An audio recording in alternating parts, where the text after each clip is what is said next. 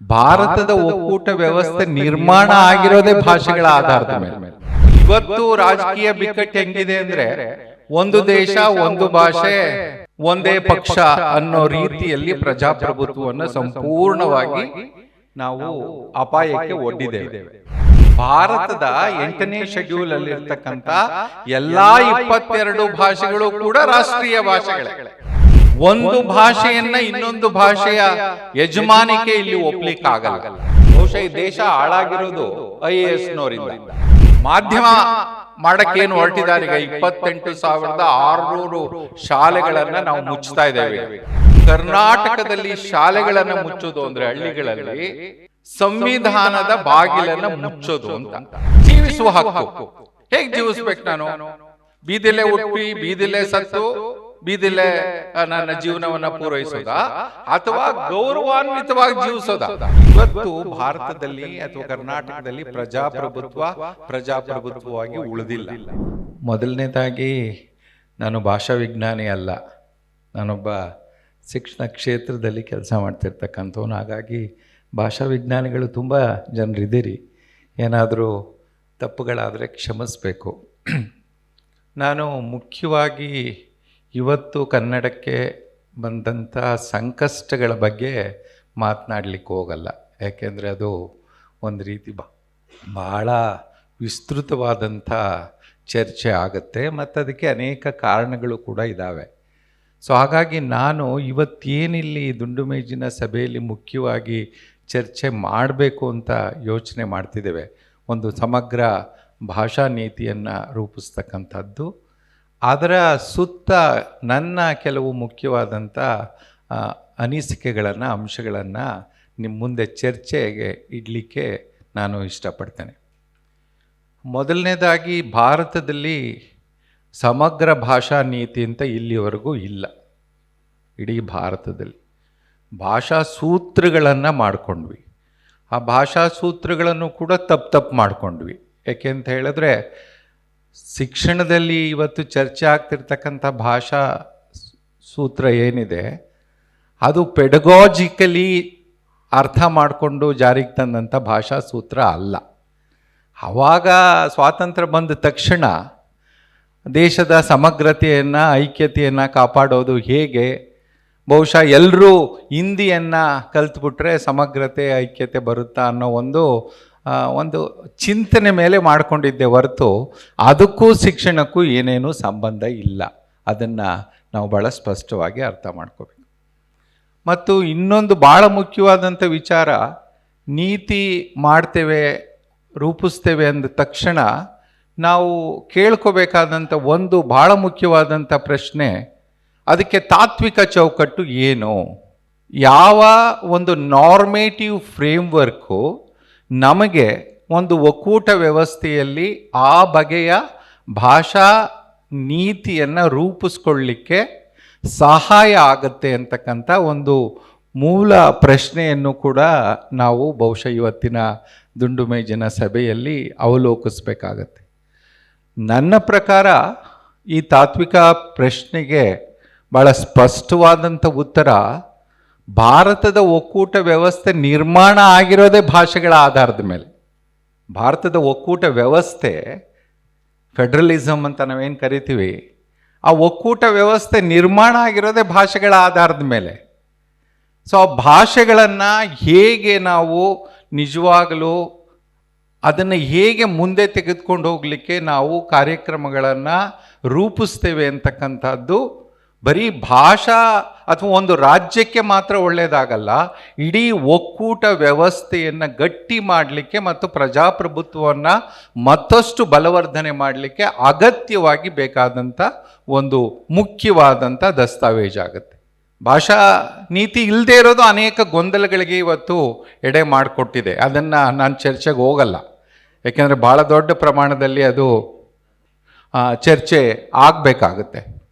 So ಹಾಗಾಗಿ ಈ ನೀತಿ ಏನು ದಿನೇಶ್ ರವರು ನನ್ನನ್ನು ಕರೆದ್ರು ಈ ದುಂಡು ಮೇಜಿನ ಸಭೆಗೆ, ನಾನು ಅವ್ರ ಜೊತೆ ಮಾತಾಡುವಾಗ ಅಂದ್ಕೊಂಡಿದ್ದು, ಯಾಕೆ ಈ ದುಂಡು ಮೇಜಿನ ಸಭೆ ಇವತ್ತಿನ ಸಂದರ್ಭದಲ್ಲಿ ಭಾಳ ಮುಖ್ಯವಾಗುತ್ತೆ ಅಂದರೆ, ಒಕ್ಕೂಟ ವ್ಯವಸ್ಥೆಯನ್ನು ಗಟ್ಟಿ ಮಾಡೋ ದೃಷ್ಟಿಯಿಂದ ಬಹುಶಃ ಪ್ರತಿಯೊಂದು ರಾಜ್ಯಗಳು ಕೂಡ ಅವರವರ ಸಮಗ್ರ ಭಾಷಾ ನೀತಿಯನ್ನು ರೂಪಿಸ್ಕೊಂಡ್ರೆ ಅದು ಕೇವಲ ಭಾಷೆಗೆ ಮಾತ್ರ ಸೀಮಿತವಾಗಲ್ಲ, ಅದು ಇಡೀ ಭಾರತದ ಒಕ್ಕೂಟ ವ್ಯವಸ್ಥೆಯನ್ನು ಗಟ್ಟಿ ಮಾಡಲಿಕ್ಕೂ ಕೂಡ ಒಂದು ಭಾಳ ಪ್ರಮುಖವಾದಂಥ, ಯಾಕೆಂದರೆ ಭಾರತದಂಥ ಬಹುಭಾಷಿಕ ದೇಶದಲ್ಲಿ ಆ ಒಂದು ಸ್ಪಷ್ಟತೆ ಇದ್ದಾಗ ಬಹುಶಃ ಉಂಟಾಗ್ತಕ್ಕಂಥ ಗೊಂದಲಗಳಾಗಲಿ ಅಥವಾ ತಪ್ಪು ಕಲ್ಪನೆಗಳಾಗಲಿ ಅದನ್ನು ನಿಜವಾಗ್ಲೂ ಬಗೆಹರಿಸ್ಕೊಳ್ಳಿಕ್ಕೆ ಈ ಒಂದು ಪ್ರಯತ್ನ ಒಂದು ಉತ್ತಮ ಪ್ರಯತ್ನ ಅಂತಕ್ಕಂಥದ್ದು. ಆದರೆ ಭಾಳ ಸುಲಭವಾದದ್ದಲ್ಲ, ಭಾಳ ಸಂಕೀರ್ಣತೆಯಿಂದ ಕೂಡ ಕೂಡಿದೆ.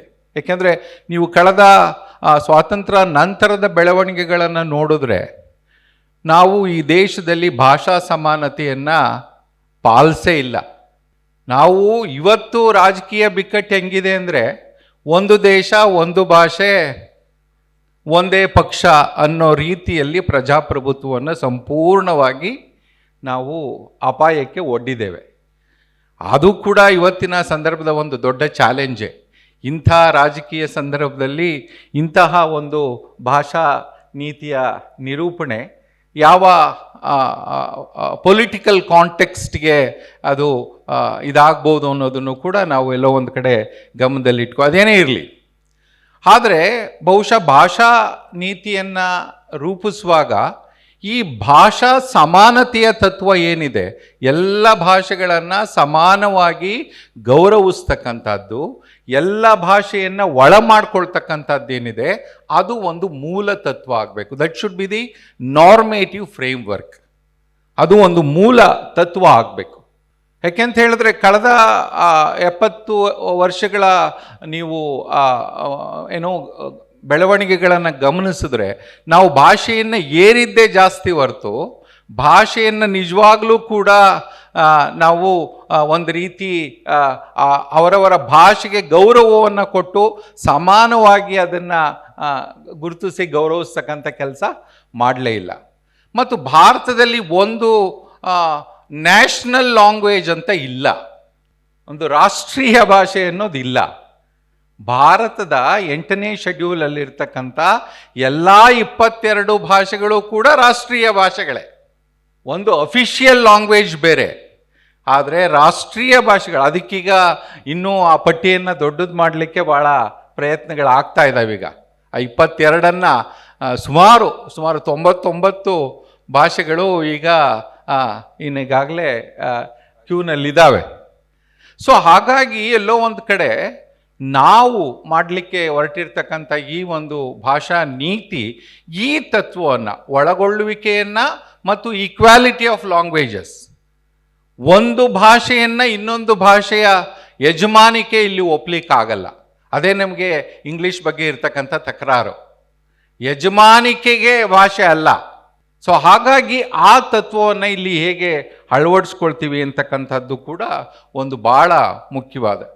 ನಾನು ಯಾವಾಗಲೂ ಕೂಡ ಸಾಮಾನ್ಯವಾಗಿ ಹೇಳ್ತಿರ್ತೇನೆ, ಭಾರತದಲ್ಲಿ ವಿಶೇಷವಾಗಿ ಭಾಷೆಯ ಚರ್ಚೆ ಅಥವಾ ಭಾಷಾ ನೀತಿಯ ಚರ್ಚೆಗಳು ಬಂದಿರೋದು ಈ ಶಿಕ್ಷಣ ಆಯೋಗಗಳೇನಾದವು.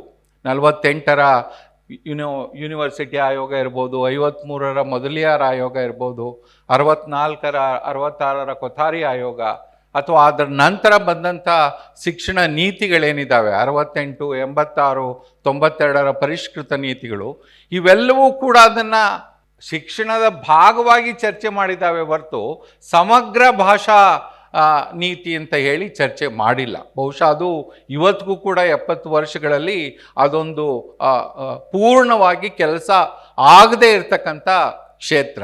ಬಹುಶಃ ಅದನ್ನು ಕರ್ನಾಟಕ ಮಾಡೋದಾದರೆ ಬಹುಶಃ ಆ ಕೆಲಸ ಹೇಗಿರಬೇಕು ಅಂತ ಹೇಳಿದ್ರೆ ಬೇರೆ ರಾಜ್ಯಗಳಿಗೂ ಕೂಡ ಅದು ಒಂದು ರೀತಿ ಮಾದರಿ ಆಗ್ತಕ್ಕಂಥ ರೀತಿಯಲ್ಲಿ ನಾವು ಅದನ್ನು ಎಚ್ಚರಿಕೆಯಿಂದ ಮತ್ತು ಕಾರ್ಯಸಾಧು ಆಗ್ತಕ್ಕಂಥ ರೀತಿಯಲ್ಲಿ, ಈಗ ಉದಾಹರಣೆಗೆ ಕರ್ನಾಟಕದಲ್ಲಿ ನಾವು ಕನ್ನಡ ಭಾಷೆಯ ಬಗ್ಗೆ ಮಾತನಾಡುವಾಗ ಹೇಗೆ ಭಾರತ ಬಹುಭಾಷಿಕ ರಾಜ್ಯನೋ ಹಾಗೆ ಕರ್ನಾಟಕ ಕೂಡ ಬಹುಭಾಷಿಕ ರಾಜ್ಯ.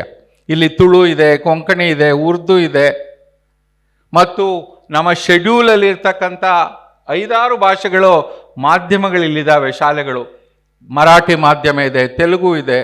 ಸೊ ಇವೆಲ್ಲವನ್ನು ಒಳಗೊಳ್ತಕ್ಕಂಥ ರೀತಿಯಲ್ಲಿ ನಾವು ಹೇಗೆ ನಿಜವಾಗ್ಲೂ ನಮ್ಮ ಭಾಷಾ ನೀತಿಯನ್ನು ಸಮಗ್ರವಾಗಿ ಆಲೋಚನೆ ಮಾಡ್ತೇವೆ ಅಂತ.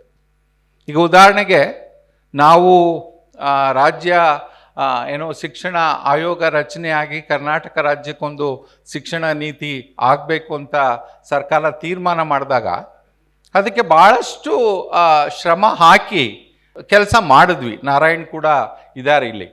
ವಿಶೇಷವಾಗಿ ಅಲ್ಲಿ ಯಾಕೆ ಸಮಗ್ರ ಭಾಷಾ ನೀತಿ ಮಾಡಲಿಕ್ಕೆ ಸಾಧ್ಯ ಇಲ್ಲ ಅಂದರೆ, ನಮ್ಮ ಸ್ಕೋಪ್ ಏನಿತ್ತು, ವ್ಯಾಪ್ತಿ, ಅದು ಅಲ್ಲಿ ನಮ್ಮ TOR ಅಲ್ಲಿ ಆ ಮ್ಯಾಂಡೇಟ್ ಇರಲಿಲ್ಲ. ನಮ್ಮ TOR ಇದ್ದಂಥ ಮ್ಯಾಂಡೇಟ್ ಏನಂದರೆ, ಶಿಕ್ಷಣಕ್ಕೆ ಸಂಬಂಧಪಟ್ಟಂತೆ ಭಾಷಾ ನೀತಿ ಏನಾಗಿರಬೇಕು. ಅದರಲ್ಲಿ 3 ಅಂಶಗಳನ್ನು ನಾವು ಅಡ್ರೆಸ್ ಮಾಡಿದ್ವಿ. ಒಂದು, ಕಲಿಕೆ ಯಾವ ಭಾಷೆಯಲ್ಲಿ ಇರಬೇಕು, ಮಾಧ್ಯಮ ಅಂತ ನಾವೇನು ಕರಿತೇವೆ, ಆ ಕಲಿಕೆ ಯಾವ ಭಾಷೆಯಲ್ಲಿ ಇರಬೇಕು, ಮತ್ತು ಭಾಷಾ ಕಲಿಕೆ ಹೇಗಿರಬೇಕು. ಕಲಿಕೆ ಯಾವ ಭಾಷೆಯಲ್ಲಿ ಇರಬೇಕು ಅನ್ನೋದು ಒಂದು ಭಾಳ ಪ್ರಧಾನವಾದಂಥ ಪ್ರಶ್ನೆ, ಭಾಳ ಸಂಘರ್ಷ ನಡೀತಾ ಇರತಕ್ಕಂಥ ಪ್ರಶ್ನೆ.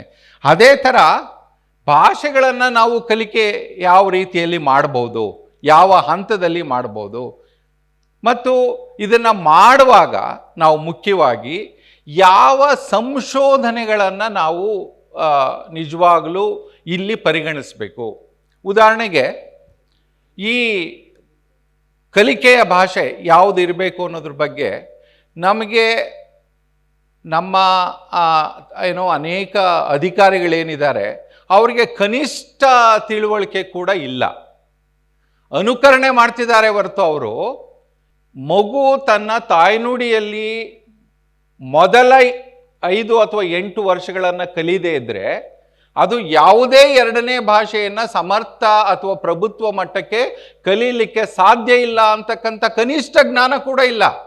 ನಾರಾಯಣ ಅವರು ಒಂದು ಮಾತು ಹೇಳಿದ್ರು, ಬಹುಶಃ ಈ ದೇಶ ಹಾಳಾಗಿರೋದು IASನವರಿಂದ. ಬಹುಶಃ ಈ IAS ಅಂತಕ್ಕಂಥದ್ದನ್ನು ಸಂಪೂರ್ಣವಾಗಿ ಅಬಾಲಿಷ್ ಮಾಡಿದ್ರೆ ಅವ್ರಿಗೆ ಯಾವ ಕನಿಷ್ಠ ತಿಳುವಳಿಕೆನೂ ಇಲ್ಲ, ಅಥವಾ ಯಾವ ಸಂಶೋಧನೆಗಳನ್ನು ಅವ್ರು ಕೇರ್ ಮಾಡಲ್ಲ. ಈಗ ಉದಾಹರಣೆಗೆ ನಾನು 2 ಮುಖ್ಯವಾದಂಥ ಸಂಶೋಧನೆಗಳನ್ನು ಸುಮ್ಮನೆ ಇಲ್ಲಿ ನಿಮಗೆ ನೋಟ್ ಮಾಡಿ ಹೇಳಲಿಕ್ಕೆ ಹಾಗೆ ತಗೊಂಬಂದಿದ್ದೆ. ಅದನ್ನು ಜಸ್ಟ್ ತಮಗೆ ಹೇಳ್ತೇನೆ. ಏನು ಇಡೀ ಜಗತ್ತಿನಲ್ಲಿ ಇವತ್ತಿಗೂ ಕೂಡ ಆ್ಯಸ್ ಆನ್ ಟುಡೇ ಈ ಸಂಶೋಧನೆಗಳನ್ನು ಇಡೀ ಜಗತ್ತು ಒಪ್ಕೊಂಡಿದೆ. ಅದರಲ್ಲಿ ಮೊದಲನೇದು ಏನಂತ ಹೇಳಿದ್ರೆ, ಮೊದಲನೇ ಸಂಶೋಧನೆ ಏನು ಹೇಳುತ್ತೆ ಅಂದರೆ, ಒಂದು, ಇದು ಯುನೆಸ್ಕೋ ಮತ್ತು ಬಹುತೇಕ ಎಲ್ಲ ರಾಷ್ಟ್ರಗಳು ಮಾಡಿರ್ತಕ್ಕಂಥ ಒಂದು ಸಂಶೋಧನೆ. ಈ ಸಂಶೋಧನೆ ಏನು ಹೇಳುತ್ತೆ ಅಂದರೆ, ನಾನು ಕೋಟ್ ಮಾಡ್ತೀನಿ, ಅದು ಡಿಸ್ಟಾರ್ಟ್ ಆಗಬಾರ್ದು ಅಂತ. I coat.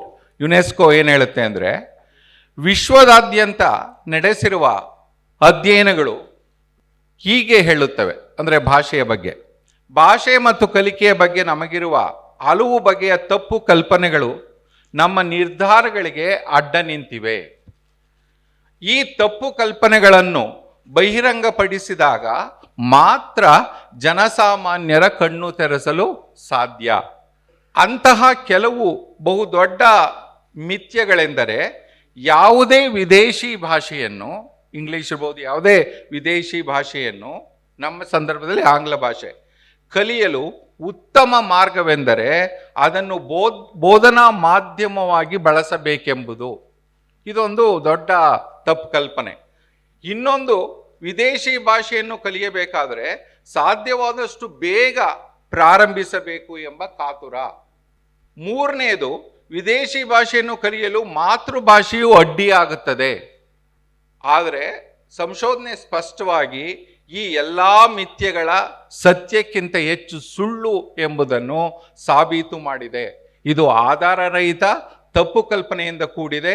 ಹೀಗಿದ್ದಾಗ್ಯೂ ಕೂಡ ನಮ್ಮ ನೀತಿ ನಿರೂಪಕರು, ನಮ್ಮ ಅಧಿಕಾರಿಗಳು, ಕಾರ್ಯಾಂಗಗಳ ಮುಖ್ಯಸ್ಥರು ಈ ಮಿಥ್ಯಗಳ ಆಧಾರದಲ್ಲಿಯೇ ತೀರ್ಮಾನ ಕೈಗೊಳ್ಳುತ್ತಾರೆ. ಕರ್ನಾಟಕದಲ್ಲೂ ಕೂಡ ಅದೇ ಬಗೆಯ ತೀರ್ಮಾನಗಳು ಆಗುತ್ತಿವೆ. ಸೊ ಇದನ್ನು ಹೇಗೆ ನಮ್ಮ ಭಾಷಾ ನೀತಿಯ ಸಂದರ್ಭದಲ್ಲಿ ನಿಜವಾಗ್ಲೂ ಮನದಟ್ಟು ಮಾಡಿಕೊಡ್ತೀವಿ ಅಂತಕ್ಕಂಥದ್ದು ಒಂದು ಸವಾಲಿನ ಕೆಲಸ.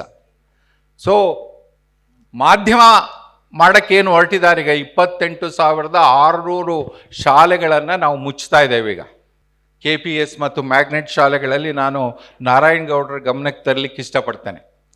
ಬಹುಶಃ ಕರ್ನಾಟಕದಲ್ಲಿ ಶಾಲೆಗಳನ್ನು ಮುಚ್ಚೋದು ಅಂದರೆ ಹಳ್ಳಿಗಳಲ್ಲಿ ಸಂವಿಧಾನದ ಬಾಗಿಲನ್ನು ಮುಚ್ಚೋದು ಅಂತ. ಯಾಕಂದ್ರೆ ನಾನು ಶಾಲೆಯನ್ನು ಕೇವಲ ಸಾಕ್ಷರತೆಯ ಕೇಂದ್ರ ಅಂತ ನಾನು ಭಾವಿಸಲ್ಲ. ಶಾಲೆ ಒಂದು ಸಂವಿಧಾನದ ತೊಟ್ಟಿಲು, ವಿಶೇಷವಾಗಿ ಕನ್ನಡ ಶಾಲೆಗಳು. ಯಾಕೆಂತ ಹೇಳಿದ್ರೆ ಅಲ್ಲಿ ಎಲ್ಲ ವರ್ಗದ ಜನ ಬರ್ತಾರೆ. ಈಗ ಬೇರೆ ಅದನ್ನು ನಾವು ಬೇರೆ ವಿಶ್ಲೇಷಣೆ ಮಾಡೋಣ. ಎಲ್ಲ ವರ್ಗದ ಜನ, ಎಲ್ಲ ಮಕ್ಕಳು, ಜಾತಿ ಧರ್ಮ ಮೀರಿ ಒಂದು ಕಡೆ ಸಾಮಾಜೀಕರಣಗೊಳ್ತಕ್ಕಂಥ ಆ ಒಂದು ಒಂದಾಗಿ ಬೆರೀತಕ್ಕಂಥ ಒಂದು ಜಾಗವನ್ನೇ ನಾವು ಕಸಿತಾ ಇದ್ದೀವಿ ಅಂತ ಹೇಳಿದ್ರೆ ಬಹುಶಃ ಇದು ನಾವು ದೊಡ್ಡ ಅಪಚಾರ ಸಂವಿಧಾನಕ್ಕೆ ಮಾಡ್ತಕ್ಕಂಥದ್ದು. ಸಂವಿಧಾನ ಅಂತ ಹೇಳ್ಕೊಂಡೆ ನಾವು ಇಷ್ಟು ದೊಡ್ಡ ಅಪಚಾರವನ್ನು ಸಂವಿಧಾನಕ್ಕೆ ಮಾಡಲಿಕ್ಕೆ ಸಾಧ್ಯನಾ? ಬಹುಶಃ ನಾನು ನಿಮ್ಮಲ್ಲಿ ಕೇಳ್ಕೊಳ್ಳೋದು, ಕರ್ನಾಟಕ ರಕ್ಷಣಾ ವೇದಿಕೆ ಈ ವಿಷಯವನ್ನು ಭಾಳ ದೊಡ್ಡ ಮಟ್ಟದಲ್ಲಿ ಕರ್ನಾಟಕದಲ್ಲಿ ಹೋರಾಟಕ್ಕೆ ತೆಗೆದುಕೋಬೇಕು. ಆಮೇಲೆ ನಾವು ನೀತಿ ನಿರೂಪಣೆ ಮಾಡುವಾಗಲೂ ಕೂಡ ಒಂದು ಕಂಡುಕೊಂಡಂಥ ಸತ್ಯ ಏನಂದರೆ, ಈ ಏನು ಕಡಿಮೆ ಮಕ್ಕಳು ಇರ್ತಕ್ಕಂಥ ಶಾಲೆಗಳು ಅಂತ ಏನು ಹೇಳ್ತಿದಾರಲ್ಲ, ನಾವು ಆ ಊರುಗಳಿಗೆ ಭೇಟಿ ನೋಡಿದಾಗ ಆ ಊರಲ್ಲಿ ಮಕ್ಕಳಿರಲಿಲ್ವಾ ಅನ್ನೋದನ್ನು ನಾವು ಭಾಳ ಗಂಭೀರವಾಗಿ ನೋಡಿದೋ. ಸತ್ಯ ಏನಂದರೆ ಆ ಊರಲ್ಲಿ ಮಕ್ಕಳಿಲ್ಲ ಅಂತ ಅಲ್ಲ ಕನ್ನಡ ಶಾಲೆಗೆ ಬರೋರು, ಆದರೆ ಅವರು ಕನ್ನಡ ಶಾಲೆಗೆ ಬರ್ತಾ ಇಲ್ಲ, ಪಕ್ಕದಲ್ಲಿರ್ತಕ್ಕಂಥ ಖಾಸಗಿ ಶಾಲೆಗೆ ಹೋಗ್ತಾ ಇದ್ರು. ಈ ಸತ್ಯಗಳು ಯಾಕೆ ನಮ್ಮ ಅಧಿಕಾರಿಗಳಿಗೆ ಅರ್ಥ ಆಗಲ್ಲ? ಯಾಕೆ ಇವತ್ತು ಕನ್ನಡ ಶಾಲೆಗಳು ಇಂಥ ದಯನೀಯ ಸ್ಥಿತಿಗೆ ಬಂದಿದ್ದಾವೆ? ಕುಳಿತುಕೊಳ್ಳೋಕೆ ಸೂರಿಲ್ಲ, ಮೂಲಭೂತ ವ್ಯವಸ್ಥೆ ಇಲ್ಲ. ನಾನು ಒಂದು ಸಣ್ಣ ಉದಾಹರಣೆ ಹೇಳ್ತೀನಿ ಸರ್. ಶಿಕ್ಷಣ ಹಕ್ಕು ಕಾಯ್ದೆ ಜಾರಿಗೆ ಬಂದಾಗ 2009ರಲ್ಲಿ ಭಾಳ ಮುಖ್ಯವಾಗಿ ಆ ಕಾಯ್ದೆ ಜಾರಿಗೆ ಬರಲಿಕ್ಕೆ ನಾವು ಸಂವಿಧಾನದ 21 ಜೀವಿಸುವ ಹಕ್ಕಿನ ನಂತರ 21A ಅನ್ನು ಸೇರಿಸಿ ಶಿಕ್ಷಣವನ್ನು ಮೂಲಭೂತ ಹಕ್ಕನ್ನಾಗಿ ಮಾಡೋದು. ಅದನ್ನು ಮಾಡಲಿಕ್ಕೆ ಭಾಳ ಪ್ರಮುಖವಾದ ಕಾರಣ ಏನಂದರೆ, ಸರ್ವೋಚ್ಚ ನ್ಯಾಯಾಲಯ 1993ರ ತೀರ್ಪಿನಲ್ಲಿ ಒಂದು ಪ್ಯಾರಾಡಿಮ್ ಶಿಫ್ಟ್ ಅಂತೀವಿ, ಅದನ್ನು ದೊಡ್ಡ ಬದಲಾವಣೆಯನ್ನು ಸಂವಿಧಾನವನ್ನು ವ್ಯಾಖ್ಯಾನಿಸ್ತಕ್ಕಂಥ ವಿಚಾರದಲ್ಲಿ, ಮೂಲಭೂತ ಹಕ್ಕುಗಳು ಒಂದು ಕಡೆ, ನಿರ್ದೇಶಕ ತತ್ವಗಳು ಒಂದು ಕಡೆ ಇರುವಾಗ ಇವು ಬೇರೆ ಬೇರೆನಾ, ಗೋಡೆ ಕಟ್ಟಬೇಕಾದ್ರ ಮಧ್ಯೆ ಅನ್ನೋ ಪ್ರಶ್ನೆ ಬಂದಾಗ ಸರ್ವೋಚ್ಚ ನ್ಯಾಯಾಲಯ ಹೇಳಿದ್ದಂತ ಹೇಳಿದ್ರೆ, ಖಂಡಿತ ಗೋಡೆ ಕಟ್ಟೋ ಅವಶ್ಯಕತೆ ಇಲ್ಲ. ನಿರ್ದೇಶಕ ತತ್ವಗಳು ಮೂಲಭೂತ ಹಕ್ಕುಗಳನ್ನು ಅನುಭವಿಸ್ಲಿಕ್ಕೆ ಒಂದು ರೀತಿಯ ಪಾಸಿಟಿವ್, ಸಕಾರಾತ್ಮಕ, ಉದಾಹರಣೆಗೆ ಜೀವಿಸುವ ಹಕ್ಕು. ಹೇಗೆ ಜೀವಿಸ್ಬೇಕು? ನಾನು ಬೀದಿಲೇ ಹುಟ್ಟಿ ಬೀದಿಲೇ ಸತ್ತು ಬೀದಿಲೇ ನನ್ನ ಜೀವನವನ್ನು ಪೂರೈಸೋದಾ, ಅಥವಾ ಗೌರವಾನ್ವಿತವಾಗಿ ಜೀವಿಸೋದಾ? ನಾವು ಪ್ರಾಸ್ತಾವಿಕದಲ್ಲಿ ಹೇಳಿ ರೈಟ್ ಟು ಡಿಗ್ನಿಫೈಡ್ ಲೈಫ್ ಅಂತ ನಾವೇನು ಹೇಳಿ, ಅದಕ್ಕೆ ಕೋರ್ಟ್ ಏನು ಹೇಳ್ತು, ಒಬ್ಬ ಮನುಷ್ಯ ಗೌರವಾನ್ವಿತವಾಗಿ ಜೀವಿಸ್ಬೇಕಾದ್ರೆ ಅವನಿಗೆ ಶಿಕ್ಷಣ, ಆರೋಗ್ಯ, ಉದ್ಯೋಗ, ವಸತಿ ಇವೆಲ್ಲವೂ ಕೂಡ ಮೂಲಭೂತ. ಹಾಗಾಗಿ ನೀವು ನಿರ್ದೇಶಕ ತತ್ವಗಳನ್ನು ಮತ್ತು ಮೂಲಭೂತ ಹಕ್ಕುಗಳನ್ನು ನೀವು ತಪ್ಪಾಗಿ ಓದ್ಕೋಬೇಡಿ, ಅದು ಅದರಲ್ಲಿ ಬೆರ್ತೋಗಿದೆ. ಅದಕ್ಕೆ ಅವರು ಹಿಸ್ಟಾರಿಕಲಿ ಏನೊಂದು ತೀರ್ಪು ಕೊಟ್ಟರು 93ರಲ್ಲಿ, again I quote, the right to education flows from right to life. ಶಿಕ್ಷಣದ ಹಕ್ಕು ಜೀವಿಸುವ ಹಕ್ಕಿನ ಭಾಗವಾಗಿ ಹರಿದು ಬರುತ್ತದೆ. ಸೊ ಅದನ್ನು ನಾವು ಸಂವಿಧಾನದಲ್ಲಿ ತಂದ್ವಿ. ಸರ್, ದುರ್ದೈವ ಏನಂದರೆ, ನಾನು ರಾಜಕೀಯ ಮಾತಾಡ್ತಿದ್ದೀನಿ ಅಂತ ತಿಳ್ಕೊಬೇಡಿ, ಈ ಕಾಯ್ದೆ ಬಂದು 16 ವರ್ಷ ಆಗಿದೆ, 2010 ಏಪ್ರಿಲ್ 1. ಕರ್ನಾಟಕದಲ್ಲಿ ಇನ್ನೂ ಈ ಕಾಯ್ದೆ ಪರಿಪೂರ್ಣವಾಗಿ ಜಾರಿ ಆಗೇ ಇಲ್ಲ. ಬಹುಶಃ ಈ ಕಾಯ್ದೆ ಜಾರಿ ಆಗಿದ್ದರೆ ನಮ್ಮ ಕನ್ನಡ ಶಾಲೆಗಳೇನಿದ್ದಾವೆ ಅವುಗಳ ಪರಿಸ್ಥಿತಿನೇ ಬೇರೆ ಇತ್ತು. ಯಾಕೆಂದರೆ ಈ ಕಾಯ್ದೆನಲ್ಲಿ ಏನು ಹೇಳುತ್ತೆ ಅಂದರೆ, ಒಂದು ಶಾಲೆ ಅಂದರೆ ಕನಿಷ್ಠ ಮೂಲಭೂತ ಸೌಕರ್ಯಗಳು ಇರಲೇಬೇಕು. ಶಿಕ್ಷಕರು ಇರಬೇಕು, ತರಗತಿ ಕೋಣೆಗಳಿರಬೇಕು, ಕುಡಿಯೋ ನೀರು ಇವೆಲ್ಲವೂ ಇರಬೇಕು ಅಂತ. ನಿಮ್ಗೆ ಆಶ್ಚರ್ಯ ಆಗುತ್ತೆ, ಕರ್ನಾಟಕದಲ್ಲಿ ಈ ಶಿಕ್ಷಣ ಹಕ್ಕು ಕಾಯ್ದೆ ಕಳೆದ 16 ವರ್ಷದಲ್ಲಿ ಅನುಪಾಲನೆ ಎಷ್ಟಾಗಿದೆ ಅಂತಕ್ಕಂಥ ಅಂಕಿಅಂಶಗಳನ್ನು ಮೆಂಬರ್ ಆಫ್ ಪಾರ್ಲಿಮೆಂಟಲ್ಲಿ ಚರ್ಚೆ ಆಗಿದೆ. ನಿಮ್ಗೆ ಆಶ್ಚರ್ಯ, 23%. ಅಂದರೆ 100 ಶಾಲೆಗಳನ್ನು ನೀವು ತೆಗೆದುಕೊಂಡ್ರೆ ಕರ್ನಾಟಕದಲ್ಲಿ ಕೇವಲ 23 ಶಾಲೆಗಳಲ್ಲಿ ಮಾತ್ರ ಶಿಕ್ಷಣ ಹಕ್ಕು ಕಾಯ್ದೆಗಳು ಹೇಳ್ತಕ್ಕಂಥ ಎಲ್ಲ ಸೌಲಭ್ಯಗಳಿದ್ದಾವೆ. ಹಾಗಾದ್ರೆ ಅರ್ಥ ಏನು? ಯಾಕೆ ಮಕ್ಕಳು ಕನ್ನಡ ಶಾಲೆಗೆ ಬರ್ತಿಲ್ಲ ಅಂದರೆ, ಅಥವಾ ಪಾಲಕರು ಯಾಕೆ ಮಕ್ಕಳನ್ನ ಶಾಲೆಗೆ ಕಳಿಸ್ತಾ ಇಲ್ಲ ಅಂದರೆ, ಅಲ್ಲಿ ಇರಬೇಕಾದಂಥ ಮೂಲಭೂತ ಸೌಕರ್ಯನೇ ಇಲ್ಲ ಅಂತ ಹೇಳಿದ್ರೆ ಹೇಗೆ ಅವರು ಯಾವ ನಂಬಿಕೆ ಮೇಲೆ ಸರ್ಕಾರಿ ಶಾಲೆ ಕಳಿಸ್ತಾರೆ. ಸೊ ಹಾಗಾಗಿ ಎಲ್ಲೋ ಒಂದು ಕಡೆ ನಾನು ವಿಷಯಾಂತರ ಮಾಡಲ್ಲ. ಈ ಎಲ್ಲ ಅಂಶಗಳು ಈ ಸಮಗ್ರ ಕಾಯ್ದೆ ಅಥವಾ ನೀತಿ ಏನು ನಾವು ರೂಪಿಸಕ್ಕೆ ಹೊರಟಿದ್ದೀವಿ, ಇದು ಎಲ್ಲವನ್ನು ಕೂಡ ಒಳಗೊಳ್ಬೇಕು, ಇದೆಲ್ಲವನ್ನು ಕೂಡ ನೋಡಬೇಕು. ಆಮೇಲೆ ಭಾಳ ಮುಖ್ಯವಾಗಿ ಯಾವಾಗಲೂ ಕೂಡ ಕರ್ನಾಟಕದಲ್ಲಿ ಇವತ್ತು ನಾನು ಕೇಳ್ತಾ ಇರೋದು, ಕಳೆದ 4-5 ವರ್ಷಗಳಿಂದ ಏನಾದರೂ ಕನ್ನಡದ ಬಗ್ಗೆ ಅಥವಾ ಕರ್ನಾಟಕದ ಬಗ್ಗೆ ಕಲಿಕಾ ವ್ಯವಸ್ಥೆ ಬಗ್ಗೆ ಮಾತಾಡೋಕೆ ಹೋದರೆ 2014ರಲ್ಲಿ ಸುಪ್ರೀಂ ಕೋರ್ಟು ಹೇಳ್ಬಿಟ್ಟಿತ್ತಲ್ಲ. ಸುಪ್ರೀಂ ಕೋರ್ಟು ಸದಾಕಾಲ ಹೇಳೋದು ಏನು ಸತ್ಯ ಅಲ್ಲ. ಅವರು ಭಾಷೆ ಏನಾಗಿರಬೇಕು, ಶಿಕ್ಷಣ ಏನಾಗಿರಬೇಕು ಅಂತ ಹೇಳಕ್ಕೆ ಎಕ್ಸ್ಪರ್ಟ್ ಅಲ್ಲ. ಅವರು ಒಂದೊಂದು ಸಾರಿ ಅಧಿಕ ಪ್ರಸಂಗ ಮಾಡ್ತಾರೆ. ಅವರಿಗೆ ಗೊತ್ತಿಲ್ಲದೆ ಇರ್ತಕ್ಕಂಥ ವಿಚಾರದಲ್ಲೂ ಕೂಡ ತಲೆ ಹಾಕಕ್ಕೆ ಹೋಗಿ ಇರೋದನ್ನು ಹಾಳು ಮಾಡ್ತಕ್ಕಂಥ ಒಂದು ಛಾತಿ ಜನ ಅವರು. ಇಲ್ಲಿ ಭಾಳ ಮುಖ್ಯವಾಗಿ ಇಡೀ ಪ್ರಪಂಚದ ಶಿಕ್ಷಣ ವ್ಯವಸ್ಥೆ ಏನು ಹೇಳುತ್ತೆ ಅಂದರೆ, ಅದನ್ನು ನಾವು ಕಾಗ್ನಿಟಿವ್ ಅಕಾಡೆಮಿಕ್ ಲ್ಯಾಂಗ್ವೇಜ್ ಪ್ರೊಫಿಷಿಯನ್ಸಿ ಅಂತ ಕರೀತೇವೆ. ನಾರಾಯಣ್ ಸರ್ ಕೂಡ ಅದನ್ನು ಪ್ರಸ್ತಾಪ ಮಾಡಿದ್ರು. ಭಾಷೆಯನ್ನು ನಾವು ಕಲಿಯೋದು ಖಂಡಿತ, ಭಾಷೆ ಈಸ್ ಭಾಳ ಮುಖ್ಯವಾದಂಥ ಒಂದು ಸಂವಹನಕ್ಕೆ ಬೇಕಾದಂಥದ್ದು. ಆದರೆ ಭಾಷೆಯನ್ನು ಶಿಕ್ಷಣದ ಸಂದರ್ಭದಲ್ಲಿ ಕಲಿಯೋದು ಬೇರೆ ಎಲ್ಲ ವಿಷಯಗಳನ್ನು ನಾವು ಪ್ರಭುತ್ವದ ಮಟ್ಟಕ್ಕೆ ಕಲಿಬೇಕು ಅಂತ, ಅದನ್ನೇ ನಾವು ಲ್ಯಾಂಗ್ವೇಜ್ ಪ್ರೊಫಿಷಿಯನ್ಸಿ ಅಂತ ಕರೆಯೋದು. ಆದರೆ ನೀವು 3 ಭಾಷೆ ಕಲಿ, 6 ಭಾಷೆ ಕಲಿ ಅಂದರೆ ಆ ಲ್ಯಾಂಗ್ವೇಜ್ ಪ್ರೊಫಿಷಿಯನ್ಸಿ ಬರಲ್ಲ. ಅದಕ್ಕೆ ನಾವು ಶಿಕ್ಷಣ ನೀತಿನಲ್ಲಿ ಏನು ಹೇಳಿದ್ವಿ, ದ್ವಿಭಾಷಾ ನೀತಿ ಸಾಕು. ದ್ವಿಭಾಷಾ ನೀತಿಯನ್ನು ನೀವು ಯಾವ ರೀತಿ ತರಬೇಕು, ಬೇರೆ ಬೇರೆ ಮಾಧ್ಯಮಗಳಿದ್ದರೆ ಅಕಸ್ಮಾತು ಅದನ್ನು ನಾವು ಹೇಗೆ ನಮ್ಮ ಕನ್ನಡ ಕಲಿಕಾ ಅಧಿನಿಯಮಕ್ಕೆ ನೀವು ಅದನ್ನು ಜೋಡಿಸ್ಬೇಕು. ಈಗ ಉದಾಹರಣೆಗೆ ನಾರಾಯಣ ಅವರು ಒಂದು ಭಾಳ ಮುಖ್ಯವಾದಂಥ ಪ್ರಶ್ನೆ ಎತ್ತಿದ್ದು ಅಂದರೆ, ನಮ್ಮ ಅಧಿಕಾರಿಗಳು ಕಾಯ್ದೆಗಳನ್ನು ರೂಪಿಸಿದಾಗ ಎಷ್ಟು ಅವೈಜ್ಞಾನಿಕವಾಗಿ ರೂಪಿಸಿದ್ರು ಅಂದರೆ, ಈ CBSE ICSE ಇಂಟರ್ನ್ಯಾಷನಲ್ ಬ್ಯಾಕ್ವರ್ಡ್ ಸ್ಕೂಲ್ಸ್ನೆಲ್ಲ ಎಕ್ಸೆಂಪ್ಟ್ ಮಾಡಿಬಿಟ್ಟಿದ್ರು ಶಿಕ್ಷಣ ಹಕ್ಕು ಕಾಯ್ದೆಯಿಂದ. ಸೆಕ್ಷನ್ 3 2010ರಲ್ಲಿ ಕರ್ನಾಟಕ ಉಚ್ಚ ನ್ಯಾಯಾಲಯ ಅದನ್ನು ಸ್ಕ್ವಾಶ್ ಮಾಡ್ತು. ನೀನು ಇಲ್ಲಿಂದ ಭೂಮಿ ಪಡಿತ್ಯ, ನೀರು ಪಡಿತ್ಯ, ವಿದ್ಯುತ್ ಶಕ್ತಿ ಪಡಿತ್ಯ, ನಮ್ಮಿಂದ NOC ಪಡಿತ್ಯ, ಆದರೆ ನಮ್ಮ ಆಡಳಿತ ಬೇಡ ಅಂತ ಹೇಳಿದ್ರೆ ಇದು ಏನಿದು ಅನ್ನೋ ಒಂದು ಕಾರಣ ಕೊಟ್ಟು ಅದನ್ನು ಸ್ಕ್ವಾಶ್ ಮಾಡ್ತು. ಆದರೆ ಈಗ ಏನು ನಿಜವಾದ ಪರಿಸ್ಥಿತಿ, ನಾನು ಬಿಳಿಮಲೆ ಇಲ್ಲಿದ್ದಾರೆ, ಅನೇಕ ಸಾರಿ ಅವ್ರ ಜೊತೆ ಹೇಳಿದ್ದೀನಿ. 2015ರಲ್ಲಿ ನಾವೊಂದು ಕನ್ನಡ ಕಲಿಕಾ ಅಧಿನಿಯಮ ತಂದಿದ್ದೇವೆ. ಆ ಕನ್ನಡ ಕಲಿಕಾ ಅಧಿನಿಯಮ ಏನು ಹೇಳುತ್ತೆ ಅಂದರೆ, ನೀವು ಮಾಧ್ಯಮ ಅಲ್ಲದೇ ಇದ್ರೂ ಕೂಡ ಒಂದು ಭಾಷೆಯನ್ನಾದರೂ ಕಲಿಸ್ಬೇಕಾ. ಸೊ ಅದರಲ್ಲಿ ನಾವೇನು ಹೇಳಿದ್ದೀವಿ, ಈ ಎಲ್ಲ ಶಾಲೆಗಳಲ್ಲಿ ಕನ್ನಡವನ್ನು ಒಂದು ಮೊದಲ ಅಥವಾ ದ್ವಿತೀಯ ಭಾಷೆ. ಯಾವ ಶಾಲೆನೂ ಕಲಿಸ್ತಾ ಇಲ್ಲ ಸರ್, ಯಾವ ಶಾಲೆನೂ ಕಲಿಸ್ತಾ ಇಲ್ಲ. ಆ ಥರದ ವಿಚಾರಗಳನ್ನು ನಾವು ಈ ಭಾಷಾ ಇದರಲ್ಲಿ ನೀತಿನಲ್ಲಿ ಹೇಗೆ ತರ್ತೇವೆ.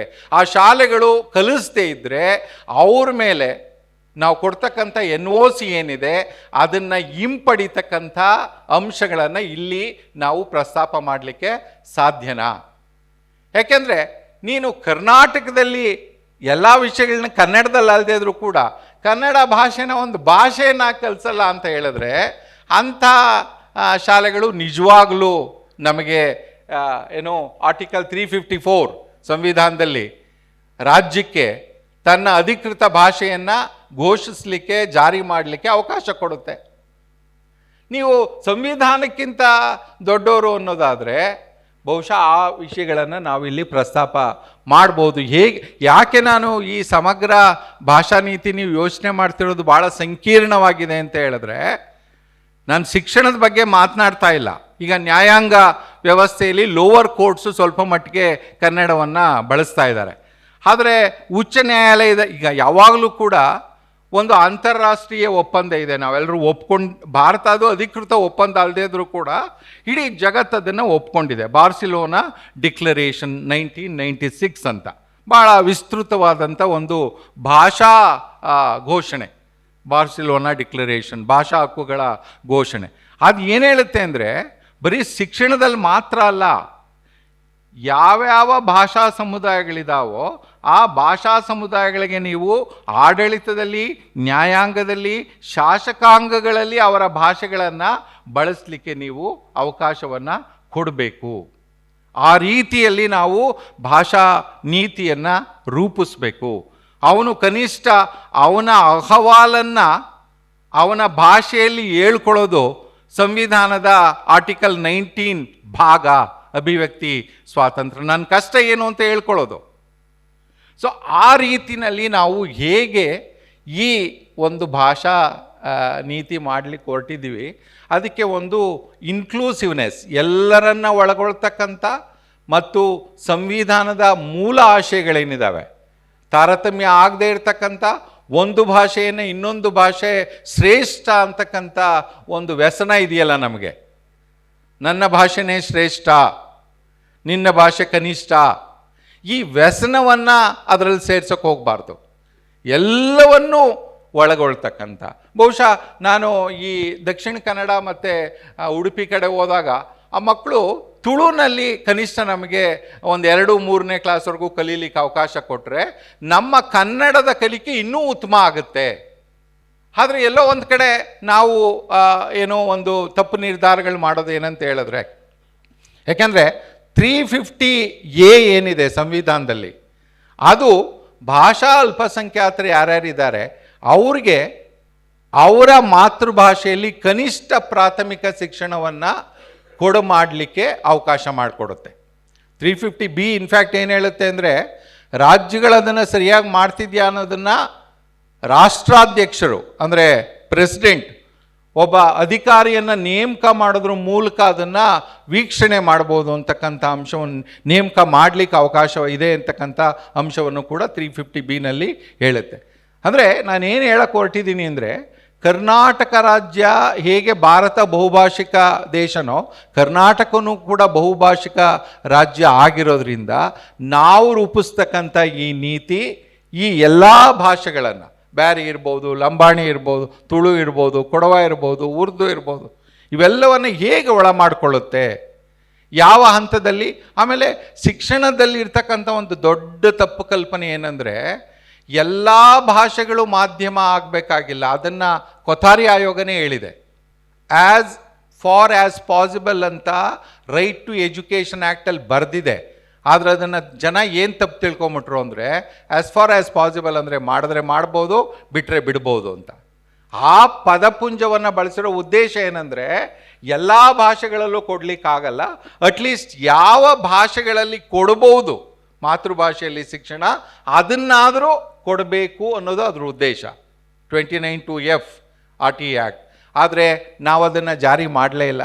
RTE ಕಾಯ್ದೆ ಕರ್ನಾಟಕದಲ್ಲಿ ಜಾರಿಯಾಗಿದ್ದು ಒಂದೇ ಒಂದು RTE ಕಾಯ್ದೆ ಏನಂದರೆ ಅಂಶ, ಖಾಸಗಿ ಶಾಲೆಗಳಿಗೆ ಮಕ್ಕಳನ್ನ ಕಳಿಸಿ 1400 ಕೋಟಿ ಕೊಟ್ಟಿದ್ದೀವಿ ಸರ್, ನಾರಾಯಣ ಸರ್. 1400 ಕೋಟಿಯನ್ನು ಅಂದರೆ ನಾನು ಇದನ್ನೊಂದು ಸಾರಿ ಎಲ್ಲೋ ಹೇಳಿದ್ದೆ, ಲೋಡೆಡ್ ಸ್ಟೇಟ್ಮೆಂಟ್ ಇರ್ಬೋದು, ತಾವು ಒಪ್ಪದೇ ಇರ್ಬೋದು. ಇದೊಂದು ರೀತಿ ರಾಜ್ಯ ಪ್ರಾಯೋಜಿತ ಖಾಸಗೀಕರಣ. ನಾನೇ ದುಡ್ಡು ಕೊಟ್ಟು ಖಾಸಗಿ ಶಾಲೆಗೆ ಕಳಿಸಿ ನನ್ನ ಶಾಲೆನ ಮುಚ್ಚೋದು. ಸೊ ಹಾಗಾಗಿ ಭಾಳ ಮುಖ್ಯವಾದಂಥದ್ದು, ಭಾಳಷ್ಟು ವಿಷಯಗಳಿದೆ ಚರ್ಚೆ ಮಾಡೋದು, ಬಹುಶಃ ಸಮಯದ ಅಭಾವ. ಕೊನೆಯದು ಒಂದು ಅಂಶ ಹೇಳ್ತೇನೆ. ನಾವು ಈ ರಾಜಕೀಯ ಇಚ್ಛಾಶಕ್ತಿ ಬದ್ಧತೆ ಎಲ್ಲ ಮಾತಾಡ್ತಿದ್ದೇವೆ, ಆದರೆ ಇವತ್ತು ಭಾರತದಲ್ಲಿ ಅಥವಾ ಕರ್ನಾಟಕದಲ್ಲಿ ಪ್ರಜಾಪ್ರಭುತ್ವವಾಗಿ ಉಳಿದಿಲ್ಲ. ಇಲ್ಲಿ ದೊಡ್ಡ ಹಿತಾಸಕ್ತಿಯ ಸಂಘರ್ಷ ಇದೆ, ಕಾನ್ಫ್ಲಿಕ್ಟ್ ಆಫ್ ಇಂಟ್ರೆಸ್ಟ್. ಯಾಕೆಂದರೆ ಬಂಡವಾಳಶಾಹಿ ವ್ಯವಸ್ಥೆ ತನ್ನ ಬಂಡವಾಳಶಾಹಿ ವ್ಯವಸ್ಥೆಯಿಂದ ಕ್ರೋನಿ ಕ್ಯಾಪಿಟಲಿಸಮ್ ಬಂದಿದೆ. ಅದನ್ನು ನುಂಗು ಬಂಡವಾಳಶಾಹಿ ಅಂತ. ಹಿಂದೆ ಏನಾಗ್ತಾಯಿತ್ತು, ಬಂಡವಾಳಶಾಹಿ ಒಂದು ಕಡೆ ಇಡೋದು, ಆಡಳಿತ ವ್ಯವಸ್ಥೆ ಒಂದು ಕಡೆ ಇರೋರು, ಅವರೇನೋ ಇವರಿಗೆ ಎಲೆಕ್ಷನ್ ಟೈಮಲ್ಲಿ ಒಂಚೂರು ಸಹಾಯ ಮಾಡೋರು ನಡ್ಕೊಂಡು. ಈಗ ಹಂಗಲ್ಲ, ಅವನು ಸಂಪೂರ್ಣವಾಗಿ ಆಡಳಿತ ವ್ಯವಸ್ಥೆಗೆ ಬಂದ್ಬಿಟ್ಟಿದ್ದಾನೆ. ಯಾರ್ಯಾರು ದೊಡ್ಡ ಉದ್ಯಮಿಗಳಿದ್ದಾರೆ, ಶಾಲೆ ನಡೆಸ್ತಾರೆ, ಅವರೆಲ್ಲ ಇವತ್ತು ಸರ್ಕಾರದಲ್ಲಿದ್ದಾರೆ. ಅವ್ರ ಹತ್ರ ಹೋಗ್ಬಿಟ್ಟು ನೀವು ಕನ್ನಡ ಮಾಧ್ಯಮ ಶಾಲೆಗಳನ್ನ ಉಳಿಸಬೇಕು, ಕನ್ನಡವನ್ನು ಬೆಳೆಸಬೇಕು ಅಂದರೆ ಅವ್ರದ್ದು ಇಟ್ಸ್ ಎ ಕಾರ್ಪೊರೇಟ್ ಕಲ್ಚರ್. ಅವರು ಕನ್ನಡ ಒಂದು ಭಾಷೆ ಅನ್ನೋ ಕನಿಷ್ಠ ನಂಬಿಕೆ ಕೂಡ ಅವ್ರಿಗೆ ಉಳ್ಕೊಂಡಿಲ್ಲ. ಈಗ ಅವರೆಲ್ಲವೂ ಕೂಡ ಇಂಗ್ಲೀಷ್ ಆಗಬೇಕು ಅನ್ನೋ ಒಂದು ಭಾವನೆ ಇರೋರ ಹತ್ರ ನಾವು ಹೇಗೆ ಈ ನೀತಿಯನ್ನು ನಿಜವಾಗ್ಲೂ ಕೂಡ ರೂಪಿಸ್ತೇವೆ? ನಾನು ಅದನ್ನೇ ಹೇಳ್ತೇನೆ, ಕರ್ನಾಟಕವನ್ನು ಸೂಕ್ಷ್ಮವಾಗಿ ಗಮನಿಸಿ. ಮತ್ತೆ ಲೋಡೆಡ್ ಸ್ಟೇಟ್ಮೆಂಟ್ ಇರ್ಬೋದು. ಭಾರತಕ್ಕೆ ಸ್ವಾತಂತ್ರ್ಯ ಬಂದಾಗ ಸಾಮಂತರು ಹೆಂಗಿದ್ರಲ್ಲ, ಸಾಮಂತ ರಾಜರು, ನೀವು ಕರ್ನಾಟಕದ ಪ್ರತಿಯೊಂದು ಜಿಲ್ಲೆ ಕೂಡ ಒಂದೊಂದು ರೀತಿಯಲ್ಲಿ ರಿಪಬ್ಲಿಕ್ ಆಗೋಗಿದ್ದಾವೆ. ಒಬ್ಬೊಬ್ಬ ರಾಜಕಾರಣಿಯ ರಿಪಬ್ಲಿಕ್, ಅವನು ನಡೆಸ್ತಕ್ಕಂಥ ಶಾಲೆ, ಇಂಜಿನಿಯರಿಂಗ್, ಮೆಡಿಕಲ್ ಕಾಲೇಜು ಅವೇ ದೊಡ್ಡ ರಿಪಬ್ಲಿಕ್ ಇವತ್ತು. ಅದರಿಂದ ಅವರಿಗೆ ಕೋಟ್ಯಾಂತರ ರೂಪಾಯಿ ದುಡ್ಡು ಬರ್ತಿದೆ, ಕೋಟಿ ಕೋಟಿ ದುಡಿತಾರೆ. ಅವ್ರನ್ನ ಹೋಗ್ಬಿಟ್ಟು ನೀವು ಕನ್ನಡ ಶಾಲೆ ಉಳಿಸ್ರಪ್ಪ ಅಂದರೆ ಬಹುಶಃ ದೊಡ್ಡ ಕಾನ್ಫ್ಲಿಕ್ಟ್ ಆಫ್ ಇಂಟ್ರೆಸ್ಟ್ ಇದೆ. ಸೊ ಈ ವಿಷಯಗಳನ್ನ ನಾವು ಹೇಗೆ ಅಡ್ರೆಸ್ ಮಾಡ್ತೇವೆ ಈ ವಿಷಯವನ್ನು? ಯಾಕೆಂದರೆ ನಾನು ನಂಬಿರ್ತಕ್ಕಂಥ ಒಂದು ಸಿದ್ಧಾಂತ ಏನಂದರೆ, ಕೊಥಾರಿ ಆಯೋಗ ಬಂದಾಗ 4 ವಾಲ್ಯೂಮಲ್ಲಿ ಏನವರು 2.5 ವರ್ಷದ ಸತತ ಪರಿಶ್ರಮದ ಸಂಶೋಧನೆಯನ್ನು ಬರೆಯುವಾಗ ಮೊದಲನೇ ವಾಕ್ಯವನ್ನು ಹೇಗೆ ಬರೆದ್ರು ಅಂದರೆ, ಈ ದೇಶದ ಭವಿಷ್ಯ ಆಕೆಯ ತರಗತಿಗಳಲ್ಲಿ ರೂಪಿತವಾಗುತ್ತೆ ಅಂತ. ಅದು ಆರ್ಥಿಕ, ಸಾಮಾಜಿಕ, ಸಾಂಸ್ಕೃತಿಕ ಎಲ್ಲ ಸೇರಿಕೊಳ್ಳುತ್ತೆ. ಅದು ಕರ್ನಾಟಕಕ್ಕೂ ಅನ್ವಯ ಆಗುತ್ತೆ. ಈ ದೇಶದ, ಈ ರಾಜ್ಯದ ಭವಿಷ್ಯ ಆಕೆಯ ತರಗತಿಗಳಲ್ಲಿ ರೂಪಿತವಾಗುತ್ತೆ ಅಂತ. ಆದರೆ ಪರಿಸ್ಥಿತಿ ಆಗಿದೆಯಾ ಈಗ? ಆ ಸ್ಥಿತಿಲಿ ಇದೆಯಾ ನಾವು? ಇವತ್ತು ಯಾರು ಈ ಶಾಲೆಗಳನ್ನು ನಡೆಸ್ತಾ ಇರೋರು? ಯಾಕೆ ಇಷ್ಟು ದೊಡ್ಡ ಮಟ್ಟದಲ್ಲಿ ಇವತ್ತು ಶಾಲೆಗಳನ್ನು ಮುಚ್ಚಕ್ಕೆ ಹೊರಟಿದ್ದೀವಿ ಅಂತ ಹೇಳಿದ್ರೆ, ಅದರ ಹಿಂದೆ ಭಾಳ ದೊಡ್ಡ ಒಂದು ಶಕ್ತಿ ಕೈವಾಡ ಇದೆ. ಆ ಶಾಲೆಗಳು ಮುಚ್ಚಿದ್ರೆ ಆ ಮಕ್ಕಳು ಇವ್ರ ಶಾಲೆಗಳಿಗೆ ಹೋಗ್ತಾರೆ, ಅವ್ರ ಆದಾಯ ಜಾಸ್ತಿ ಆಗುತ್ತೆ. ಆಮೇಲೆ ಲಾಂಗ್ ಟರ್ಮ್ ಪ್ಲ್ಯಾನ್ ಏನಿದೆ ಸರ್ಕಾರದ್ದು ಅಂದರೆ, ಒಂದು 4,000ನೋ 5,000ನೋ KPS ಮಾಡಿ ಅದನ್ನು ನಾನು ಎಲ್ಲ ಕೊಟ್ಬಿಡ್ತೇನೆ ನಿಮಗೆ, ಅಂದರೆ ಭೂಮಿ ಎಲ್ಲ ನಂದು ಕೊಡ್ತೇನೆ, ನೀವು ನಡೆಸ್ಕೊಂಡು ಹೋಗ್ರಪ್ಪ, ಒಂದು ಸ್ವಲ್ಪ ದುಡ್ಡು ಕಾಸು ಮಾಡ್ಕೊಳ್ಳಿ. ಫ್ರ್ಯಾಂಚೈಸ್ ಕೊಟ್ಟಿದ್ದೀವಲ್ಲ, ಯಾವ ರಾಜಕಾರಣಿ ಫ್ರ್ಯಾಂಚೈಸ್ ತೊಗೊಂಡಿಲ್ಲ? ಸ್ಕೂಲು, ನ್ಯಾಷನಲ್ ಪಬ್ಲಿಕ್ ಸ್ಕೂಲ್ದು ಎಲ್ಲ ರಾಜಕಾರಣಿಗಳದಿಲ್ವಾ? ಸೊ ಹಾಗಾಗಿ ಭಾಳ ಗಂಭೀರವಾದ ಸಮಸ್ಯೆಗಳಿದೆ ಸರ್. ಅದರ ಅರ್ಥ ನಾನು ಮಾಡಬಾರ್ದು ಅಂತ ಹೇಳ್ತಿಲ್ಲ, ಆದರೆ ನಿಜವಾಗ್ಲೂ ಕೂಡ ಒಂದು ಸಮಗ್ರವಾದ ಭಾಷಾ ನೀತಿಯ ಅವಶ್ಯಕತೆ ಇವತ್ತು ಹಿಂದೆಂದಿಗಿಂತ ಹೆಚ್ಚಿದೆ. ಯಾಕೆಂದರೆ ಆಡಳಿತದಲ್ಲಿ ಎಷ್ಟೋ ಸಾರಿ ನಾವು ಕನ್ನಡ ಅಭಿವೃದ್ಧಿ ಪ್ರಾಧಿಕಾರದ ಸದಸ್ಯರಾಗಿ ತಲೆ ತಗ್ಗಿಸ್ಬೇಕು, ಎಲ್ಲ ಇಂಗ್ಲೀಷಲ್ಲಿ ನಡೀತಾ ಇದೆ. ಈವನ್ ಅವ್ರ ಪ್ರೆಸೆಂಟೇಷನ್ ಮಾಡೋದು ಇಂಗ್ಲೀಷಲ್ಲಿ ಇರುತ್ತೆ. ನೀವೇನಾನ ಕೇಳಿದ್ರೆ ನಗ್ತಾರೆ ನಮ್ಮನ್ನು ನೋಡಿ. ಅಂದರೆ ಈ ಥರ ಕೇಳೋದೇ ಒಂದು ರೀತಿ ತಪ್ಪು ಅನ್ನೋ ರೀತಿಯಲ್ಲಿ. ಸೊ ಹಾಗಾಗಿ ಭಾಳಷ್ಟು ಸಂಕೀರ್ಣತೆಯೂ ಇದೆ, ಸವಾಲು ಇದೆ. ಆದರೆ ನಾನು ಏನು ಯೋಚನೆ ಮಾಡ್ತಾ ಇದ್ದೀನಿ, ಸಿವಿಲ್ ಸೊಸೈಟಿ ಸಕ್ರಿಯವಾಗಿ ಭಾಗವಹಿಸೋದ್ರ ಮೂಲಕ ಒಂದು ನೀತಿ ಆಗಬೇಕು. ಆದರೆ ಇದನ್ನು ಯಾವುದಾದ್ರೂ ಒಂದು ಸರ್ಕಾರಿ ಅಟಾನಮಸ್ ಅಂತ ಏನಿರ್ತದೆ ಅದರ ಅಡಿಯಲ್ಲಿ ಮಾಡಿದ್ರೆ, ಮುಂದೆ ಅಕಸ್ಮಾತ್ ಸರ್ಕಾರಗಳು ಅದನ್ನು ಮಾಡಲಿಕ್ಕೆ ಹೋಗದೇ ಇದ್ದರೆ ಹೋರಾಟ ಮಾಡಲಿಕ್ಕೆ ನಮಗೆ ಒಂದು ಪ್ರಬಲವಾದ ಅಸ್ತ್ರ ಆಗುತ್ತೆ ಅಂತ. ಈಗ ಉದಾಹರಣೆಗೆ ನಾವು 2017ರಲ್ಲಿ ಸರಿದ್ದಾಗ ಸರ್ಕಾರಿ ಶಾಲೆಗಳ ಸಬಲೀಕರಣಕ್ಕೆ ಒಂದು ಸಮಗ್ರವಾದ ವರದಿಯನ್ನು ತಯಾರು ಮಾಡಿದ್ದೇವೆ 2017ರಲ್ಲಿ. ಅದನ್ನು ಅವರಿಗೆ ಸಬ್ಮಿಟ್ ಕೂಡ ಮಾಡಿದ್ವಿ. ಅವ್ರು ಜಾರಿನೇ ಮಾಡಲಿಲ್ಲ. ಅಟ್ಲೀಸ್ಟ್ ನಾವೀಗ ಕೇಳಲಿಕ್ಕೆ ಒಂದೇನಿದೆ ಅಂದರೆ, ಸರ್ಕಾರನೇ ಮಾಡಿದ ವರದಿನಾದರೂ ಜಾರಿ ಮಾಡಬೇಕಲ್ಲ ನೀವು. ಸೊ ಹಾಗಾಗಿ ಬಹುಶಃ ನನ್ನ ಒಂದು ಸಲಹೆ ಎಲ್ಲರಿಗೂ ಕೂಡ, ಅದನ್ನು ಕನ್ನಡ ಅಭಿವೃದ್ಧಿ ಪ್ರಾಧಿಕಾರದ ಮೂಲಕ ಒಂದು ಉಪಸಮಿತಿಗೆ ನಮಗೆ ಅವಕಾಶ ಇದೆ. ಆ ಉಪಸಮಿತಿಯನ್ನು ಮಾಡಿ ಅವರು ಒಂದು ಸಮಗ್ರ ಭಾಷಾ ನೀತಿಯನ್ನು, ಹೀಗಿದ್ದರೂ ಅವರು ಅಡ್ವೈಸರಿ ಕೆಪಾಸಿಟಿನಲ್ಲಿ ಸರ್ಕಾರಕ್ಕೆ ಆ ಭಾಷಾ ನೀತಿಯನ್ನು ಕೊಡಲಿಕ್ಕೆ ಎಲ್ಲ ಅಧಿಕಾರ ಅವರಿಗೆ ಕಾನೂನುದತ್ತವಾಗಿದೆ. ಅದನ್ನು ಕೊಡಲಿ ಅವರು. ಅಕಸ್ಮಾತ್ ಸರ್ಕಾರ ಏನಾದರೂ ಅದನ್ನು ಜಾರಿ ಮಾಡಲಿಲ್ಲ ಅಂದರೆ ಅಟ್ಲೀಸ್ಟ್ ಜನರು ಒಂದು ಹೋರಾಟ ಮಾಡಲಿಕ್ಕೆ ಅದು ಒಂದು ನಮಗೆ ಮುಖ್ಯವಾದಂಥ ಆಯುಧ ಆಗುತ್ತೆ. ಇಟ್ಸ್ ಎ ಟೂಲ್ ಅಂತಕ್ಕಂಥದ್ದನ್ನು ನಾನು ಹೇಳಲಿಕ್ಕೆ ಇಷ್ಟಪಡ್ತೇನೆ. ಸಾಕಷ್ಟು ಅಂಶಗಳಿದ್ದಾವೆ. ಬಹುಶಃ ಬೇರೆ ಚರ್ಚೆಗಳು ಪ್ರಾರಂಭ ಆದಾಗ ನನಗೆ ಎಲ್ಲಿ ಅವಕಾಶ ಇದೆಯೋ ಅಲ್ಲಿ ಮಾತನಾಡ್ತೇನೆ. ಆದರೆ ಇದು ಸ್ವಾಗತಾರ್ಹವಾದಂಥ ಕೆಲಸ. ಒಂದು ಸಮಗ್ರವಾದಂಥ ಭಾಷಾ ನೀತಿಯ ಅವಶ್ಯಕತೆ ಇದೆ. ಬಹುಶಃ ಕರ್ನಾಟಕ ಈ ರೀತಿಯಲ್ಲಿ ನನಗೆ ಗೊತ್ತಿರೋ ಪ್ರಕಾರ, ಅಥವಾ ನನಗೇನಾದರೂ ಇಗ್ನೋರೆನ್ಸ್ ಅಂದರೆ ಕ್ಷಮಿಸ್ಬಿಡಿ, ಮೊದಲ ಪ್ರಯತ್ನ ಅನಿಸುತ್ತೆ ಒಂದು ಸಮಗ್ರವಾದಂಥ ಭಾಷಾ ನೀತಿ. 2020 ನೀತಿನಲ್ಲಿರೋದು ಭಾಷಾ ನೀತಿ ಅಲ್ಲ, ಅದು ಶಿಕ್ಷಣದಲ್ಲಿ ಹೇಗೆ ಭಾಷೆಯನ್ನು ಏರಬೇಕು ಅನ್ನೋ ನೀತಿನೇ ಹೊರತು ಅದು ಸಮಗ್ರ ಭಾಷಾ ನೀತಿ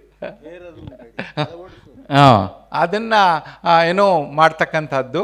ಸೊ ಹಾಗಾಗಿ ಈ ಕ್ರಮ ನಿಜವಾಗ್ಲೂ ಕೂಡ ಈ ಒಂದು ಪ್ರಯತ್ನ ಸ್ವಾಗತಾರ್ಹ. ನಾವೆಲ್ಲ ಹೇಗೆ ಭಾಗವಹಿಸ್ಬೋದು, ಖಂಡಿತ ನಿಮ್ಮ ಜೊತೆಗಿರ್ತೇವೆ. ಒಂದು ಸಮಗ್ರವಾದಂಥ ಭಾಷಾ ನೀತಿ ಎಲ್ಲ ಭಾಷಾ ವಿಜ್ಞಾನಿಗಳು ಅದಕ್ಕೆ ಒಂದು ರೀತಿ ನಾಯಕತ್ವ ಕೊಟ್ಟರೆ ನಾವು ಕೂಡ ಅವರ ಜೊತೆಯಲ್ಲಿ ನಿಂತು ಕೈ ಜೋಡಿಸ್ತೇವೆ ಅಂತಕ್ಕಂಥ ಮಾತನ್ನು ಹೇಳಿ ಮಾತಾಡಲಿಕ್ಕೆ ಅವಕಾಶ ಕೊಟ್ಟಿದ್ದಕ್ಕೆ ಮತ್ತೆಲ್ಲರೂ ಧನ್ಯವಾದಗಳು.